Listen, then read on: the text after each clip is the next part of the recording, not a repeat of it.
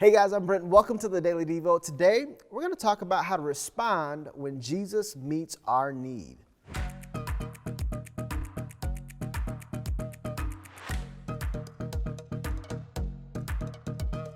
So in both Luke chapter 4 and Mark chapter 1, there's this short account of Jesus healing the mother-in-law of Simon Peter. Now apparently, she's at home sick with a really high fever. Everyone around her is pleading on her behalf for Jesus to heal her. Well, in verse 39 of Luke chapter 4, I want you to pay really close attention to how she responds after Jesus heals her. Here's what it says. Standing at her bedside, he rebuked the fever, and it left her.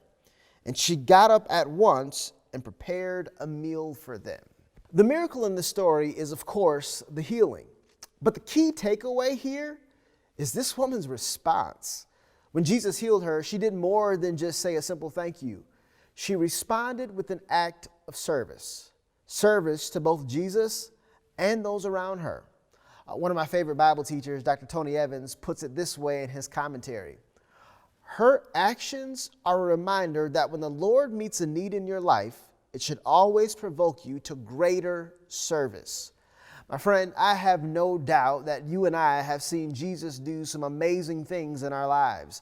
As a result, our response should always be to commit to acts of greater service. And here's the good news. You don't have to go far to do it.